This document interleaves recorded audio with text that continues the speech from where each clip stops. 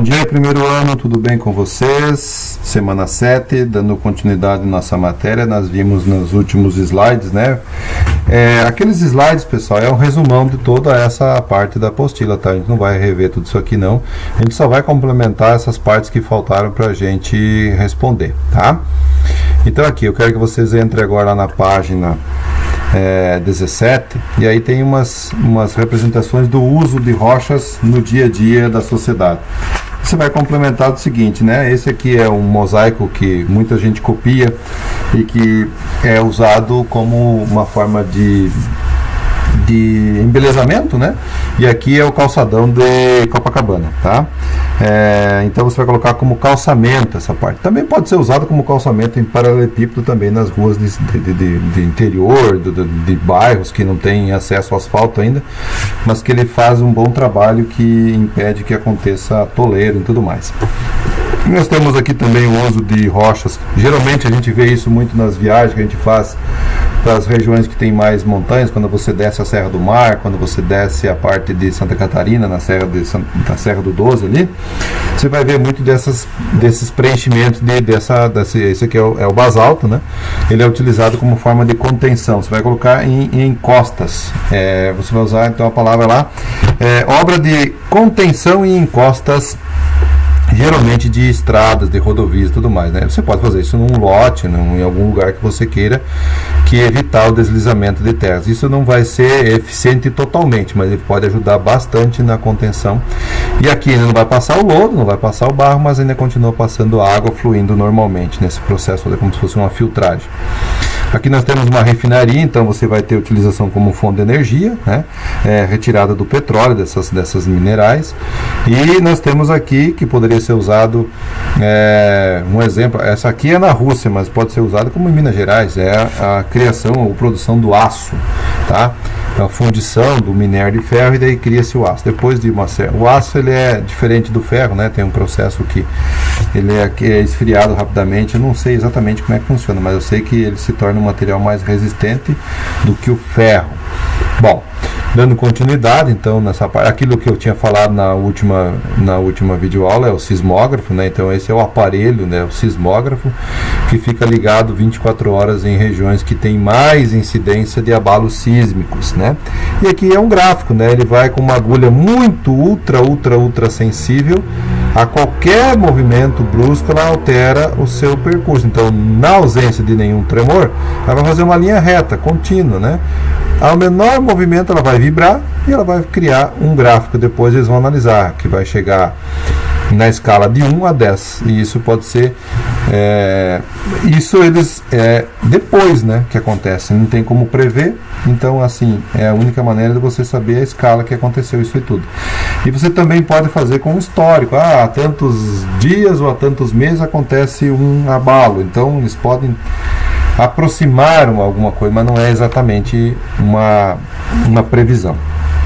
E aí nós temos aqui aquela imagem que a gente falou sobre a crosta terrestre, sobre as suas profundidades, sobre as suas 2.900 km de extensão tem o manto, né, o núcleo 6.371 km, e apenas a crosta mesmo que nós pisamos aqui, ela pode variar de 100 a 200 km de profundidade, tá?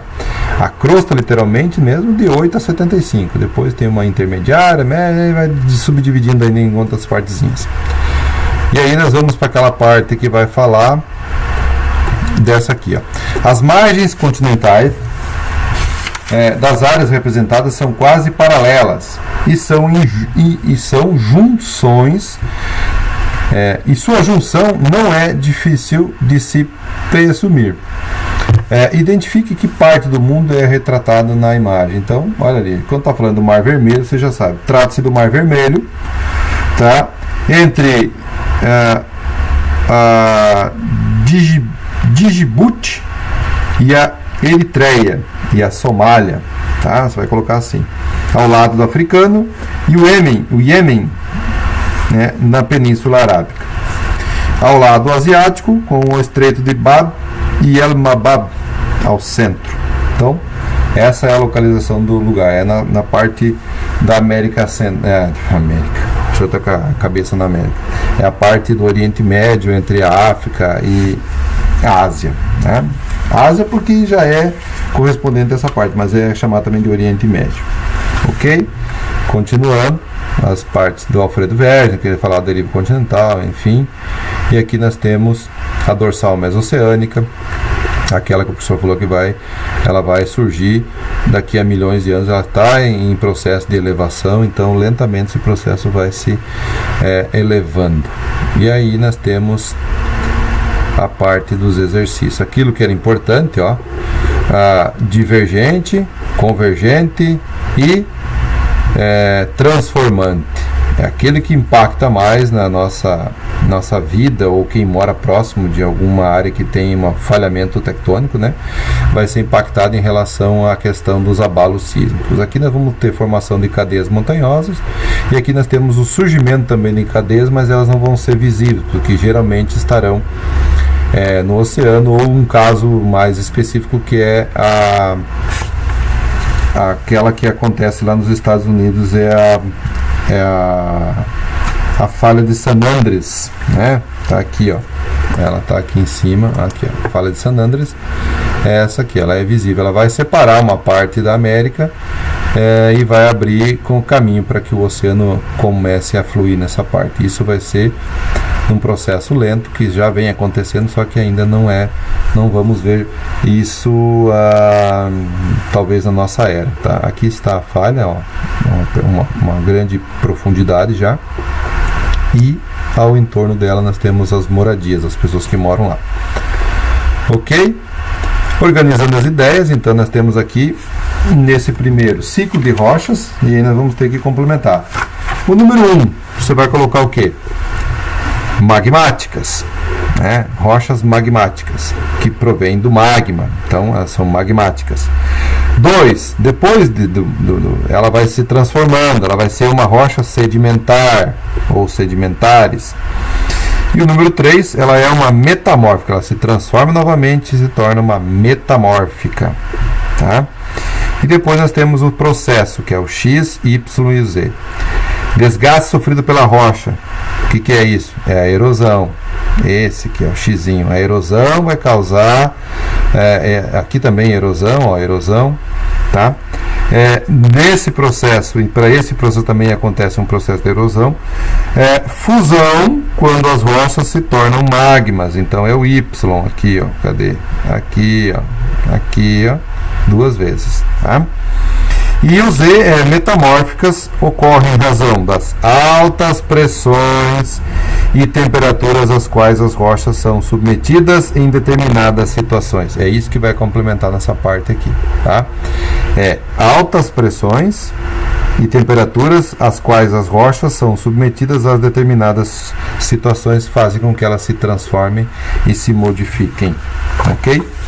Continuando, hora do estudo. Então aqui nós temos o número 1. Confira na sequência do mapa a deriva continental desde os tempos da Pangeia, depois responda as questões. Então nós temos aqui o processo, segundo o Alfredo Wegener, veio se evoluindo até nos dias de hoje que nós temos. Descreva as principais mudanças pelas quais passaram os continentes no decorrer do período indicado em cada imagem, utilizando a tabela do tempo geológico para situar tais mudanças. Então, vocês vão escrever o seguinte aqui, ó. Há 225 milhões de anos, no início da era Mesozoica, existia apenas um continente, a Pangeia. Então, nós vamos fazendo uma evolução. No final dessa mesma era, há 135 milhões de anos, as supercontinentes se dividiram em 2, Laurásia e Godoânia, tá? E ao norte, Godoânia e ao sul. A Laurásia ao norte e Godoânia ao sul. No início da era Cenozoica, a América do Sul já se encontrava separada da África, bem como a Índia, a Antártida e a Austrália.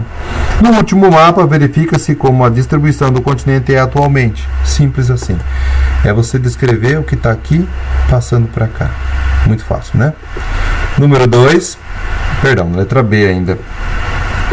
Nas regiões em que as porções continentais colidem como a Índia, na Ásia, além da formação de cadeias de montanhas, ocorre outro fenômeno muitas vezes catastrófico.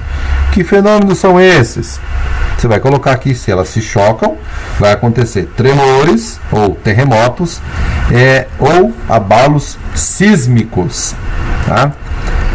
Terremotos ou abalos sísmicos. E aí, número 2, em relação às zonas de contato entre as placas de litosfera, preencha as lacunas das frases utilizando as palavras que existem aqui no seu quadrinho. Então, na letra A, zona D, quando as placas se afastam, portanto, seguem em direções. Então, você vai colocar zona de divergência, zona de divergência, quando as placas se afastam. E seguem em direções opostas, tá? Então vai colocar aqui a palavra divergência, tá? E opostas. Letra B, zona D, convergência. 1. Subducção, quando duas placas de diferentes densidades, uma oceânica e outra continental, colidem. Nesse caso, a placa oceânica mais densa mergulha em direção ao manto. Vai colocar aqui a palavra ao manto. Tá? Número 2, você vai colocar obducção, quando duas placas continentais da mesma densidade colidem. Nesse caso, ocorre a formação de uma cordilheira. Tá? As duas são continentais. E a zona de transcorrência, quando duas placas resvalam ao longo de uma falha de transformação. Tá? Aqui vai dar também abalos sísmicos, enfim, vai dar problema para todo mundo aí. Ok? Número 3. No início do século XX, um jovem meteorologista alemão, Alfred Wegener, levantou uma hipótese que hoje é confirmada há quase 200 milhões de anos, que os continentes formavam uma só massa. Placa tectônica. Muitas teorias foram elaboradas para tentar explicar tais movimentos e, recentemente, descobriu-se que a explicação está relacionada ao quê? Ao vulcanismo que movimenta o magma? Ao princípio do isostasia, isos igual em força, mais parada, ou ao princípio formado por montanhas conhecidas por orogênesis, aos terremotos e vulcanismos em razão da sua formação e alteração das paisagens, ou ao movimento das correntes de convecção que ocorre no interior do planeta. É lógico, né? Aquela que está lá embaixo na Terra fazendo seu movimento, ela se aproxima, ela vem quente, se aproxima da crosta, ela esfria, mergulha novamente, esquenta, mergulha novamente, e vai esse processo de altos e baixos. E isso faz com que as placas sejam movimentadas. Número 4. No cartograma a seguir, as áreas escuras representam as maiores elevações da Terra, formada a partir dos movimentos orogenéticos, no período terciário, cuja ação dos agentes erosivos ainda não foi suficientemente para provocar grandes desgastes. São recentes, são novas, tá aqui, ó, né? Essas partes aqui, Cordilheira dos Andes, Himalaia, enfim, são as mais recentes que acontecem. Tais estruturas são o quê? Bacias de afundamento tectônico, escudos cristalinos, bacias sedimentares, planaltos sedimentares ou dobramentos modernos? Bem fácil, né? Dobramentos modernos, o professor acabou de falar que são as mais recentes. São montanhas jovens em escala geológica porque foram mais recentes. Se você pegar as outras partes do mundo, elas foram há milhões de anos.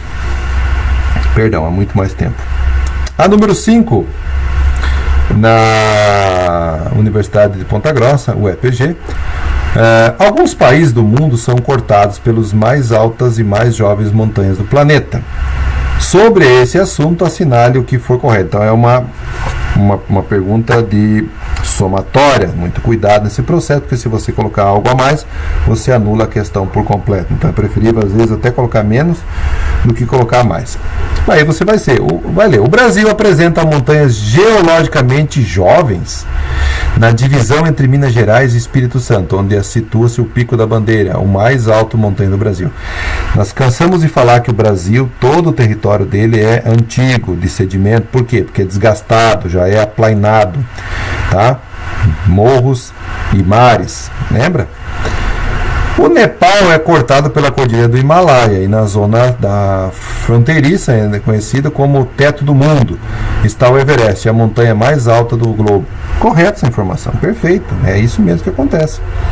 A Suíça é atravessada na sua metade sul pela cadeia dos Alpes, orientada no sentido leste-oeste. Não é verdade, isso é o contrário, ok?